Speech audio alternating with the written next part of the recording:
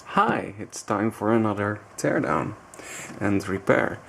Today I got this cute little Yamaha synthesizer. Let me open this case up. Yes, it is the Yamaha Portasound PS-3, one of their earlier organ type of keyboards. This thing is from 1980s. It's mostly analog. As far as I could see from what little information I could find, the audio source, the waveforms, is actually digitally generated on a single chip. But it does go through a fully analog circuitry. It has a VCF, a VCA, and the fun thing about this is that VCF chip and that VCA chip are the same ones used in their more expensive analog synthesizers, such as the CS1. Now this particular unit I got for free, believe it or not. The lady that sold this already thought it was a toy, so she didn't ask much anyways, but when we started talking, she said, well, it doesn't work properly. It does give some sound, but it's not proper, so I'm giving it away for free. Now, I could say I'm gonna cannibalize this and use those really cool VCF and VCA chips for a synthesizer build, but no. I really want to repair this thing. It's so cute. It's such a cute little unit, and it does have some really nice sound to it because of its analog circuitry and its rather high quality filter. So before I'm gonna open it up, I'm just gonna give a quick overview of the functionality it has. The controls are pretty basic. You have your master volume, your auto bass chord volume, and a switch to activate it. Now, auto bass chords, essentially what it does, at least on my other Yamaha synths, is that you can play a particular chord, or even just a single finger chord. Just let's say I do the C here, which has a nice horrible sticker on it. With a single finger chord switched on, the keyboard will start playing a C major chord, probably. And probably if I do something like this, it will be a C minor chord. And we'll also add bass lines and maybe other little melodies in that particular chord, in a proper scale and everything. So you can essentially just be your own little band with just the press of a key. Well, the next section also is related to this. It's the auto rhythm section, which has a volume, a tempo, and 4 different rhythms: waltz, swing, rock, Latin. Now this essentially lets you pick what kind of beat you want, and of course also the melodies and chords and bass lines. It plays along with whatever you're doing. Now I don't know how advanced it is in this thing, because this thing is really old. About 6-7 years older than Yamaha PSS synthesizers. So I don't think it will be very advanced, the auto rhythm, but who knows, I might be surprised. I'm definitely gonna make a little jam when this thing is working. Now this also has a synchro start switch, which allows you to start the rhythm and also the auto bass chord system by pressing a key. So it's when this is switched on, it will wait for you to press a key in the lower register. So you can synchronize it with your playing. So you can do a dandy little intro, and then you press that key and the rhythm will start playing along with the melodies if you have those selected.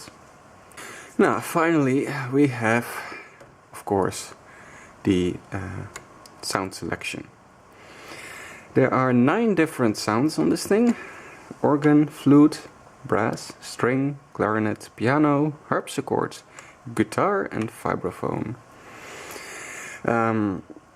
Of course I'm gonna give a little demonstration of all those sounds, but from what I heard on other YouTube videos and some other demonstrations I've already seen,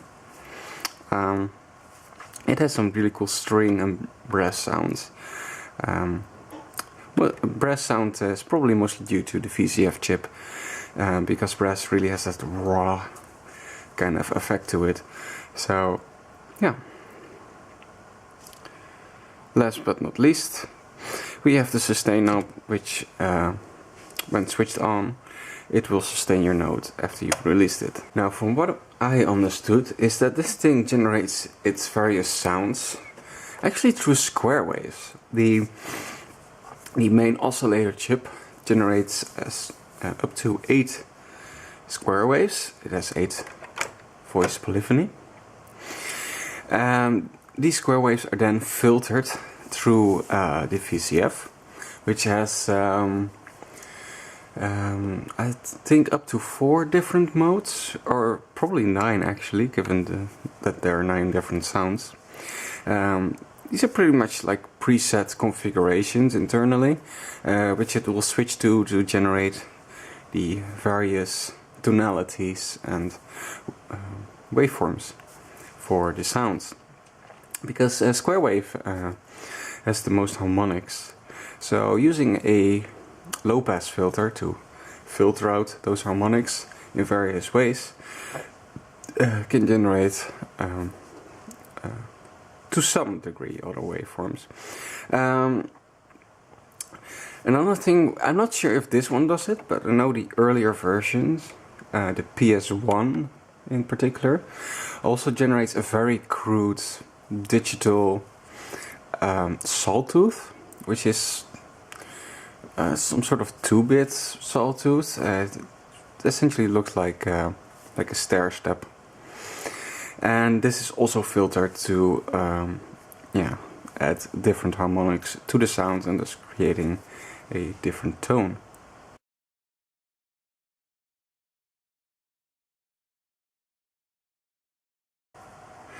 So before I'm going to open it up, I think it would be good to turn it on first, see what exactly is going on with this thing, see what the faults exactly are. Maybe some sounds work, maybe some don't. It will give me some pointers as to where I'm looking at in terms of what's wrong with this thing and what needs fixing. I'm hoping it's just something stupid. Maybe a broken wire or a bad capacitor in the power supply, but we'll see. So yeah, let's see here. Can I remove this?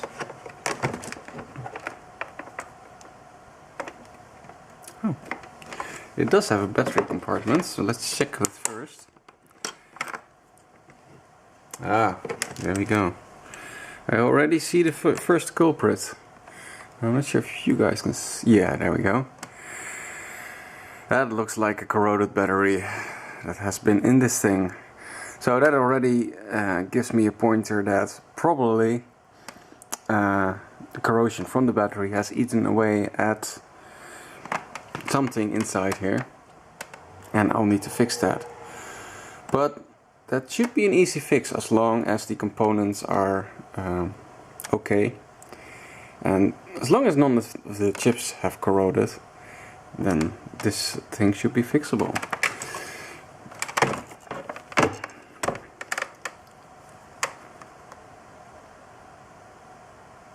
Furthermore, here are the connections. They are actually on the right side.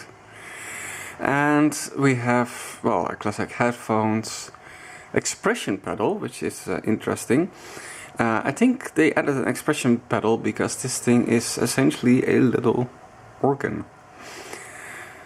And what I read in the manual is that the expression pedal controls the volume just like an organ. So, and finally we have our power supply, which is just a standard DC 9 to 12 volt positive center. So that will be easy. I'm gonna guess there's a voltage regulator in there that regulates the voltage down to 5 volts probably. And maybe some other voltages, because what I've seen from the schematics from organs that use the same filter chips, as well as the CS1, is that they often use negative voltages as well.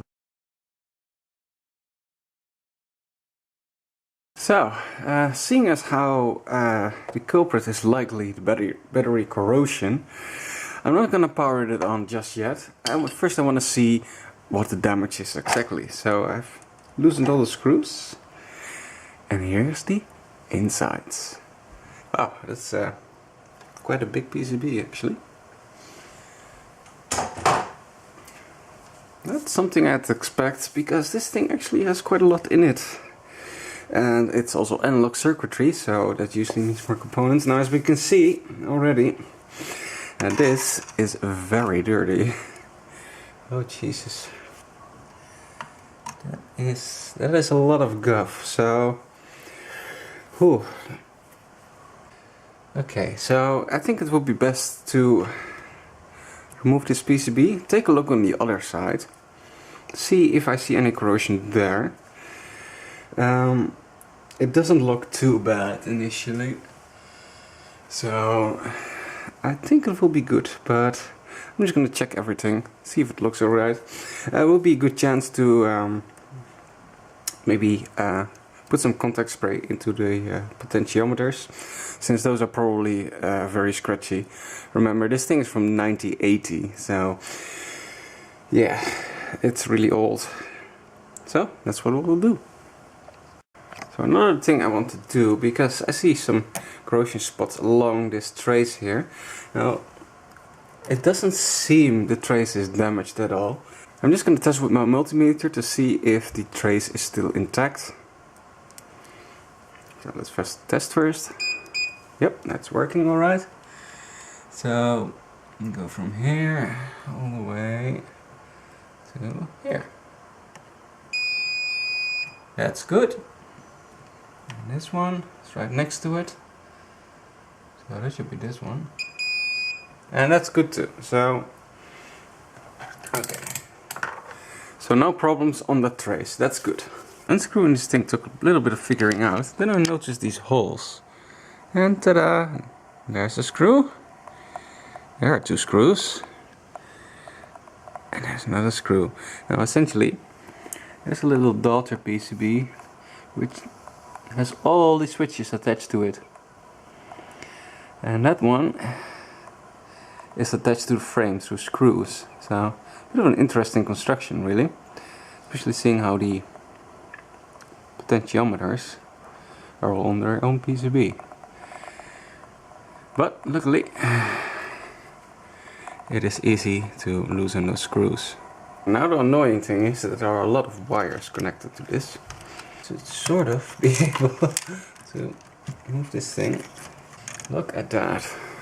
That is very nicely built. I'm gonna see if I can adjust the camera position a bit for a better view. Now this is cool.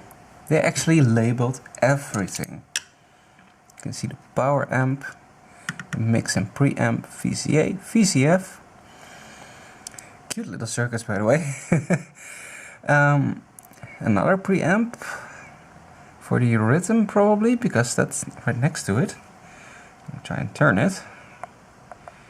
There we go. And the master oscillator section. Now this big, weird looking IC, it's actually some gray material, which I've never seen before. This one is essentially the central controller. It generates the square waves, it takes care of scanning the keyboard, the buttons, takes care of different analog control signals such as the gate. And actually the tuning as well. Right there. There we go. They have added a little tuning. So that is interesting. Key assign and DTG. So this actually looks very professional, this PCB. Definitely not kid's keyboard quality.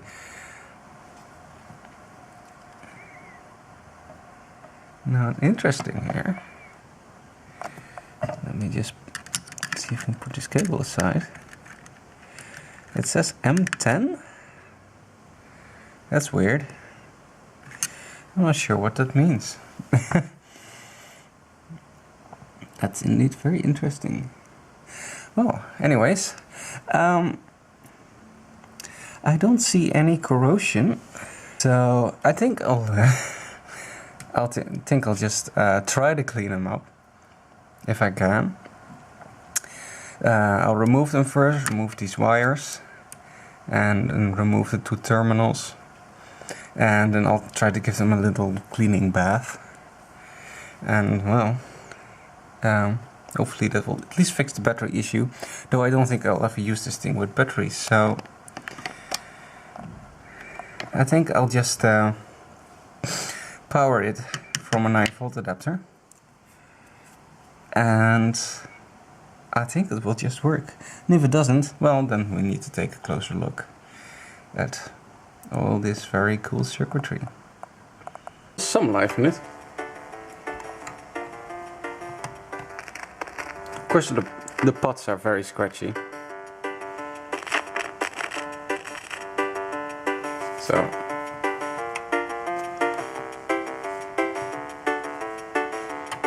but no sound on the other side.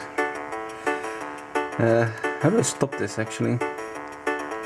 Oh, that's not right. I have the feeling this has been opened up already. That seems to.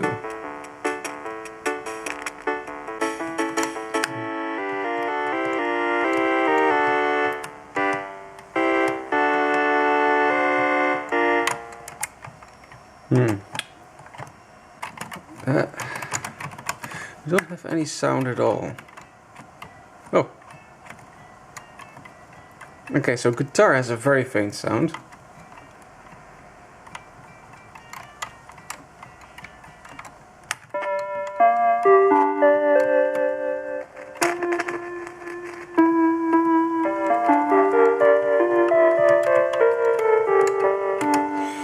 Vibraphone seems to work.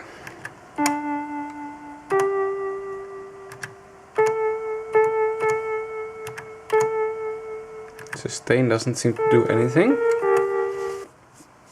I think the master oscillator chip is actually working fine. It seems to be a problem maybe in the analog section, that a component failed. I'm currently in the process of taking it apart entirely, because I do very much want to clean this horrible guff. It will also allow me to take a better look at the PCB. I managed to remove all the electronics, and I was wanting to remove the keys as well, but this is surprising. Look at this construction. Every single key has its own little place in the frame. So instead of it just being one plastic piece which each key is attached to, which is most keyboards, it's just each key is its own little individual little thing with a little metal spring in there. And the contact piece is actually one big bar. Look at that. So that's actually really nicely made. Moving the keys is actually really easy. Sorry for the camera movement. Yeah, what you actually do is you just push the key upwards, like so, and then you can remove it it kind of just hooks into the frame through that spring. And there we go. We have one key removed. Sort of. Anyways, there we go. So that's good, because then I'll be able to clean these keys as well. And I can make this thing look like brand new, hopefully. And hopefully work at brand new as well. Well, that one doesn't want to go. Now, it seems that I'm just removing these keys now without knowing how they should be put back. But I'm filming this, so I can just look back at the footage and I'll know where all the keys go. Although I probably should have some order to them. But well, be fine. So you can see that every key has its own spring, which is just a folded piece of metal. But the keys feel quite nice. They feel. The tactile feedback is very nice, and yeah, this thing is surprisingly well made. So I removed all the keys. I'm gonna give them a nice little wash now. Hopefully these stickers aren't that high quality and not water resistant, so I can just peel them off once this has been in water for a while. A bit of soap as well. It should clean them right up. Yeah, these things get very dirty, and the case I'm gonna spray off in the shower with a brush, so it gets nice and clean and brand new. So I'm gonna leave this to dry. Also cleaning the keys. I put them in a pan with some soap and let them soak for a bit. And so now cleaning them all off with a brush, and I sprayed this off. It's a lot cleaner already, but there's still like this strip of foam here, and that's completely saturated with battery poop. So I'll have to remove that, and then it's actually fairly clean. Yeah, this is also nice and clean now. This was, of course, being under the keys, this was very grimy and dirty and dusty. So that's all nice and clean now. So let's carefully clean these as well. There went the screw. So I've cleaned up the casing entirely.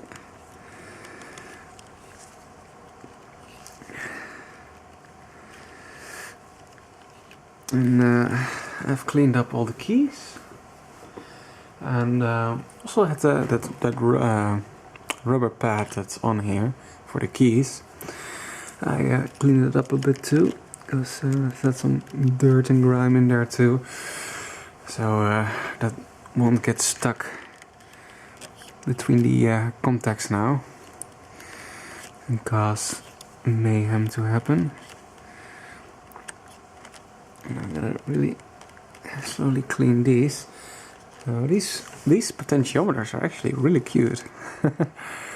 Really short. This one is 1 mega ohm, 100k. Another one of 100k, and a 10k. Ah, that's the volume, of course, the 10k. Surprised the written volume is 100k. 100 kilo ohms. It's actually quite a lot for a volume knob. Oh, that's a jumper wire.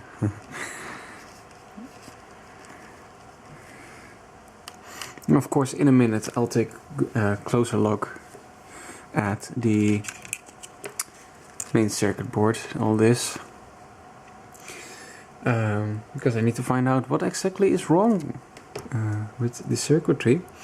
And of course it will be very interesting to look at the circuitry. In fact, I'm kind of thinking of making a schematic of this thing, because I haven't been able to find anything like that. People do talk about a service manual, or at least I've seen some mentions of a service manual for this thing, but I have yet to find it. And I've been looking for 2 days already, so it's definitely not easy to find. So if you can make a schematic of this, put it online, it might help people who are looking to fix their PS3.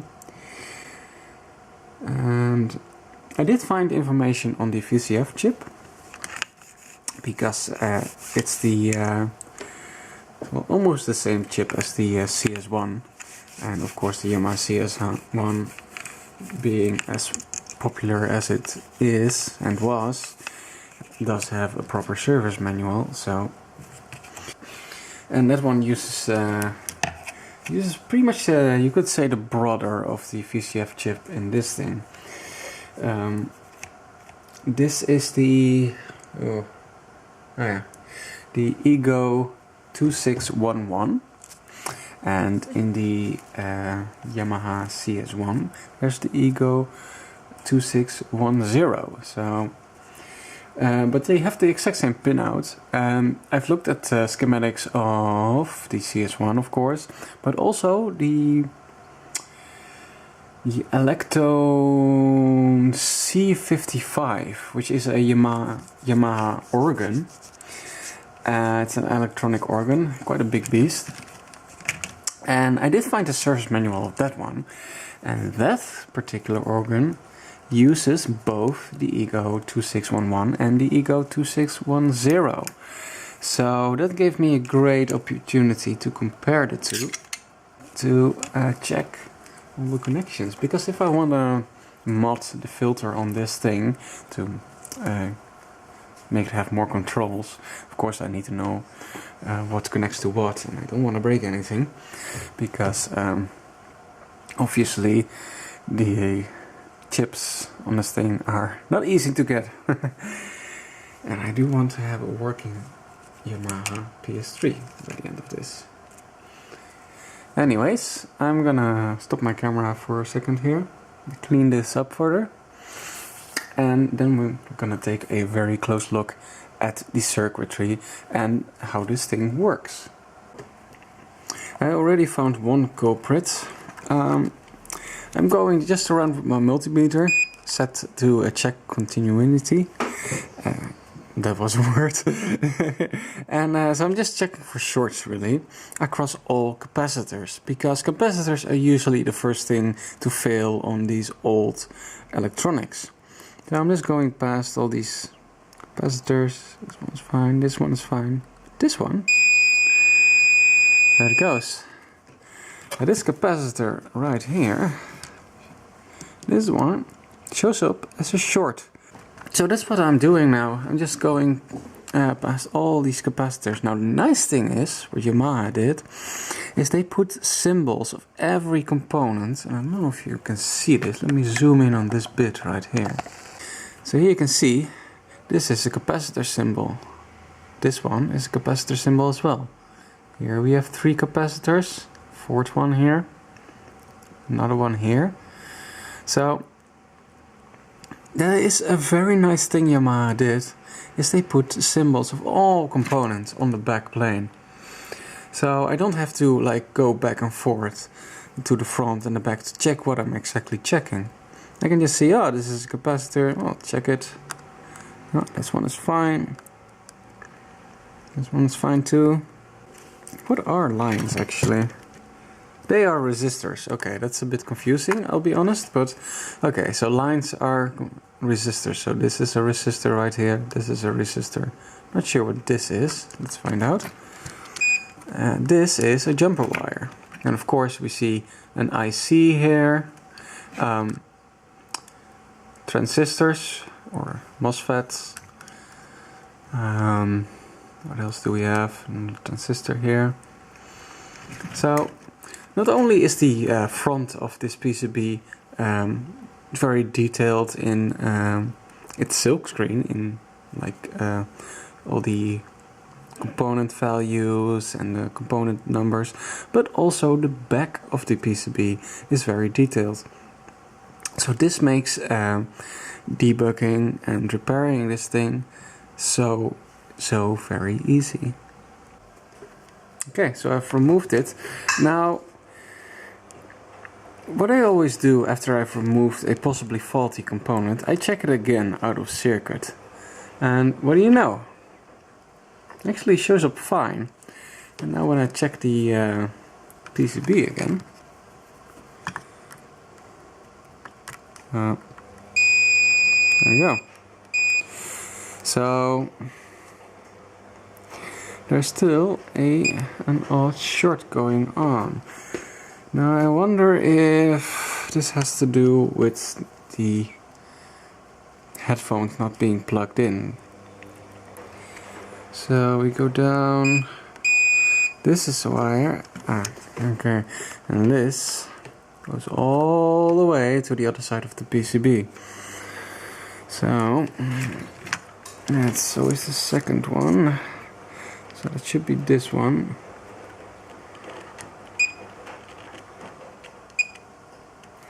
Ah, that's the speaker. Oops, and it's kind of stuck on the PCB. That's not good.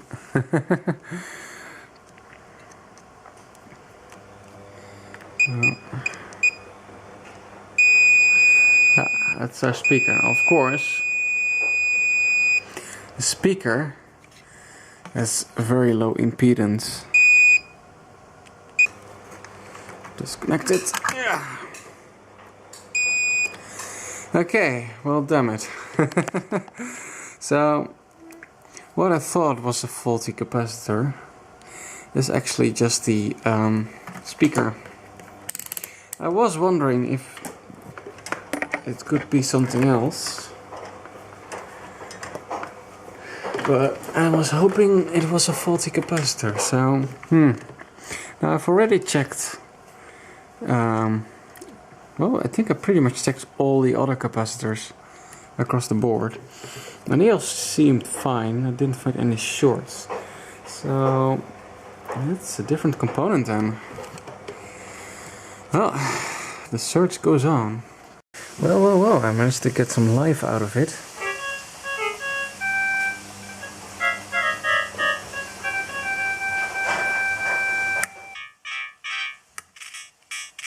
Yeah, here it is. Yeah.